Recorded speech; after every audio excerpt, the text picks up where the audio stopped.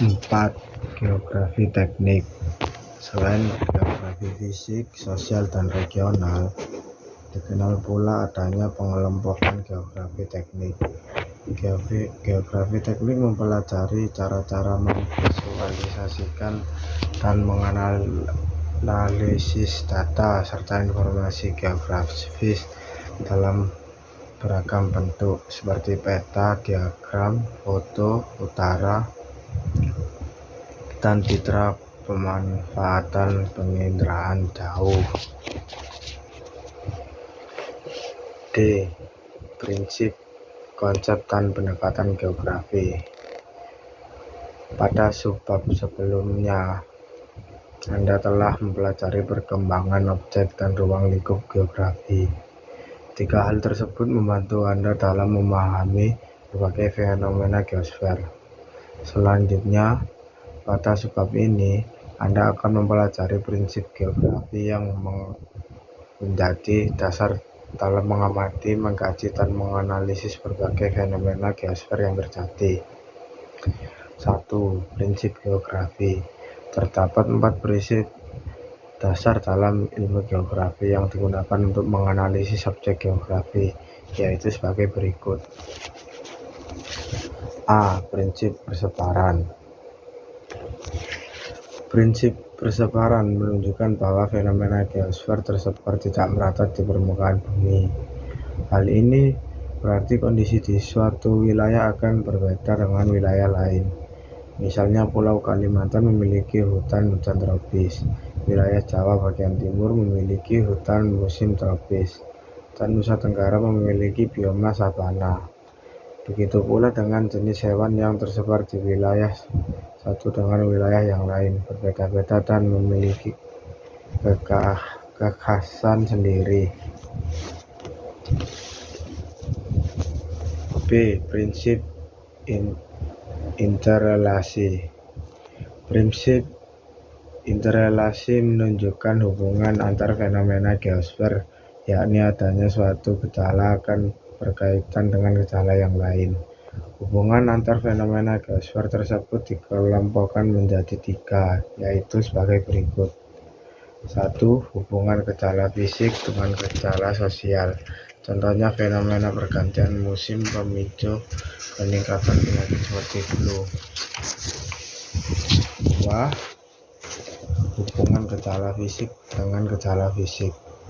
Contohnya yaitu musim kemarau yang panjang memicu terjadinya bencana kebakaran hutan. 3. Hubungan gejala sosial dengan gejala sosial. Contohnya yaitu banyaknya pengangguran dapat menyebabkan tingginya tingkat kriminalitas dan kemiskinan. C. Prinsip deskripsi.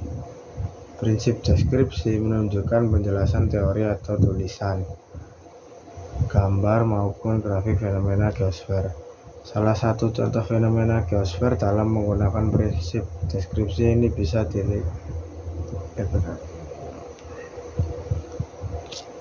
D. Prinsip korologi. Korologi merupakan paduan antara prinsip penyebaran, interrelasi, dan deskripsi. Prinsip ini menjelaskan fenomena dan manusia serta interaksinya dalam suatu ruang. Korologi ditinjau dari kondisi suatu wilayah, menjelaskan gejala berdasarkan fakta dan masalah yang berhubungan di ruang tertentu. Salah satu contoh fenomena geosfer dalam menggunakan prinsip korologi yaitu terjadinya bencana banjir di suatu wilayah terdampak. Selain dijelaskan mengenai penyebab dan akibat terjadinya banjir tersebut, ditambahkan juga penjelasan mengenai kronologi bencana. Hal ini merupakan keharusan dalam penerapan prinsip korologi. 2. Konsep dasar geografi.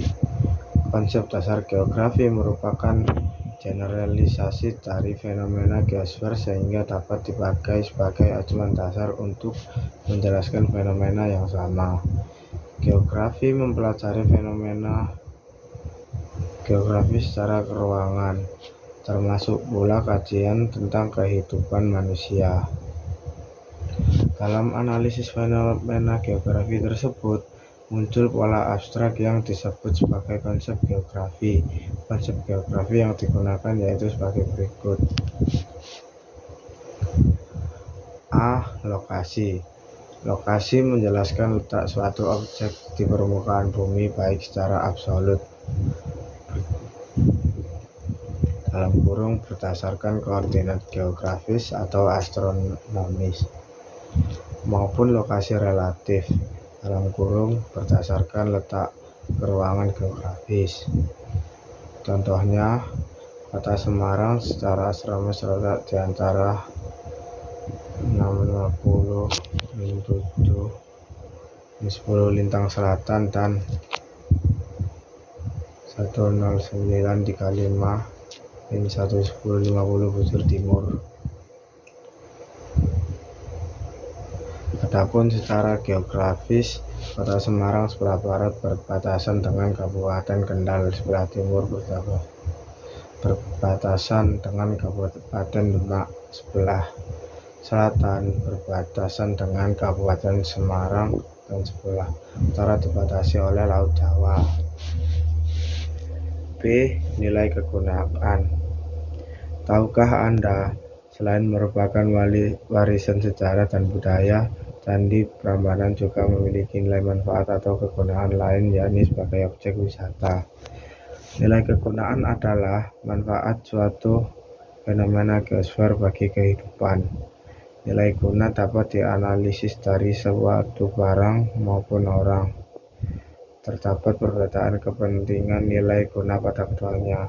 Contoh lain, perbedaan topografi menyebabkan perbedaan nilai guna. Sepeda di dataran rendah, sepeda lebih bernilai guna atau bermanfaat dibandingkan dataran tinggi. C. Jarak.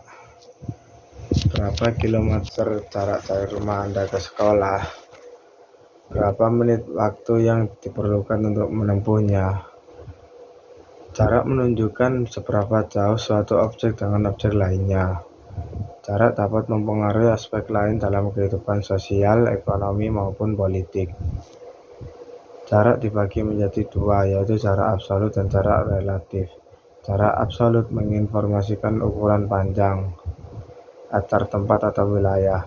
Jarak relatif mempertimbangkan rute, waktu, serta biaya yang diperlukan untuk menempuh jarak tersebut.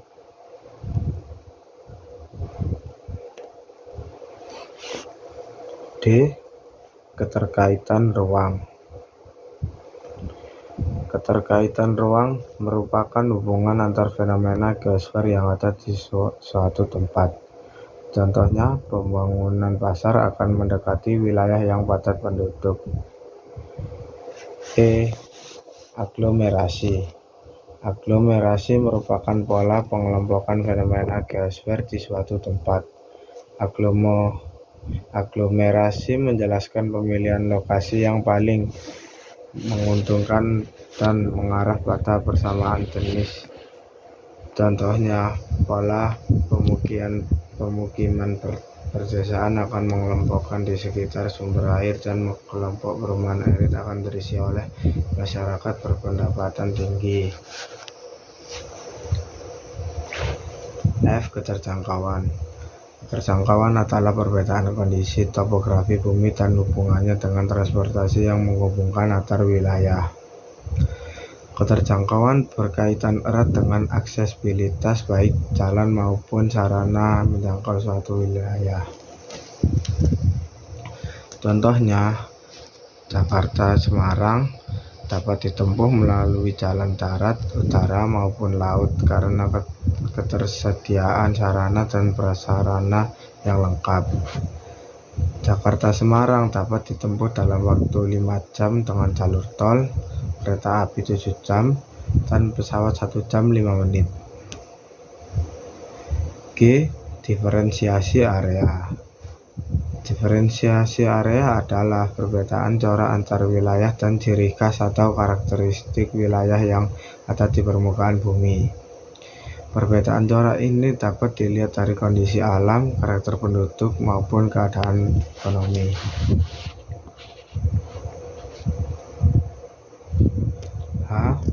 Morfologi. Morfologi menunjukkan aneka bentuk topografi permukaan bumi, seperti bentuk lipatan dan patahan akibat tenaga endogen bumi. Contohnya, wilayah Indonesia yang dilalui jalur sirkum Pasifik menyebabkannya memiliki banyak gunung api aktif. Interaksi dan interdependensi. Interaksi dan interdependensi adalah hubungan timbal balik antara dua wilayah atau lebih dan mengakibatkan saling ketergantungan antara wilayah satu dengan yang lain. Contohnya, interaksi antara desa dan kota. Desa membutuhkan kota sebagai tempat untuk memasarkan hasil pertaniannya, sedangkan kota membutuhkan desa sebagai pemasok hasil pertanian.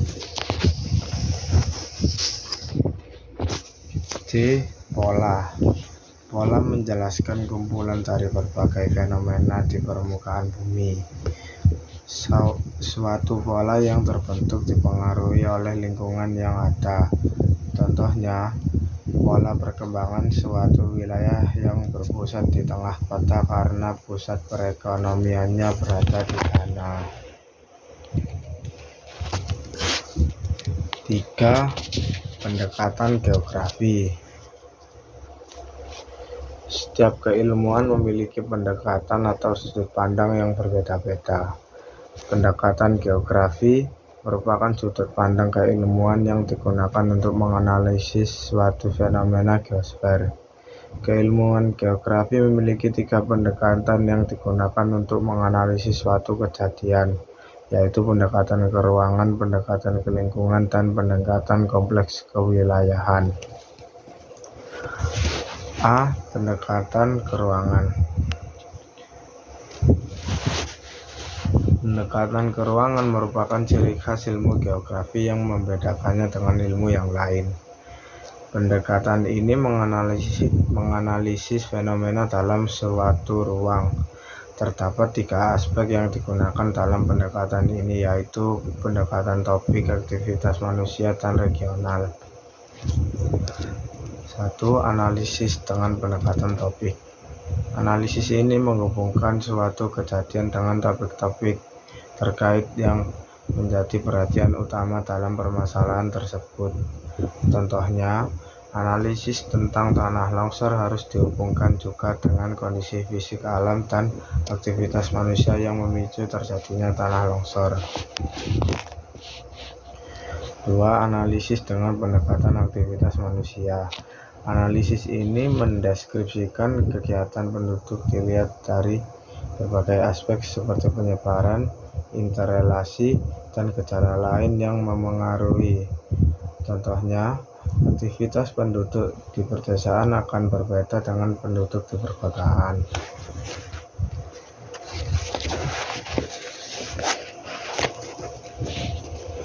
3. Analisis dengan pendekatan regional. Analisis ini menjelaskan bahwa setiap wilayah di permukaan bumi berbeda-beda karakteristiknya, sehingga memiliki keunikan masing-masing. Contohnya, karakteristik wilayah kutub yang dingin tentu berbeda dengan wilayah tropis yang cenderung hangat. Pendekatan kelingkungan. Pendekatan kelingkungan menunjukkan hubungan yang erat antara aktivitas manusia dengan lingkungan yang ditempatinya. Pola aktivitas manusia dengan lingkungan antara lain sebagai berikut. 1. Manusia bergantung pada alam. Pola ini terjadi saat zaman manusia purba, ketika manusia belum mengenal teknologi. Manusia bergantung pada alam untuk bisa memenuhi kebutuhan hidupnya. Contohnya, yaitu kegiatan berburu hewan untuk mencukupi kebutuhan pangan. 2. Manusia menguasai alam. Pola ini terjadi ketika manusia sudah mengenal dan menguasai teknologi. sehingga mampu memanfaatkan alam dalam skala besar dengan bantuan teknologi. Contohnya, penggunaan alat ekskavator untuk mengambil pasir sebagai bahan pembangunan rumah. 3. Manusia dengan alam saling memengaruhi. Pola ini terjadi atas adanya kesadaran manusia terhadap kelestarian alam. Manusia dan alam saling membutuhkan untuk kelangsungan hidup bagi generasi masa yang akan datang. Contohnya, bencana tanah longsor disebabkan oleh faktor alam maupun aktivitas manusia yang tidak memperhatikan kondisi tanah. Alam yang lestari akan tercapai jika manusia memanfaatkan alam secukupnya, dengan tetap memperhatikan tindakan pelestarian alam. Salah satunya dengan melakukan aksi penanaman pohon. C. Pendekatan kompleks kewilayahan. Pendekatan kompleks kewilayahan menjelaskan keterkaitan antara hasil analisis keruangan dan ekologis. Pendekatan ini menekankan bahwa fenomena geografi antara satu wilayah dengan wilayah lainnya berbeda. Perbedaan tersebut membentuk karakteristik wilayah. Contohnya, penduduk yang tinggal di kawasan rawa umumnya membangun rumah panggung untuk menghindari banjir saat meluap.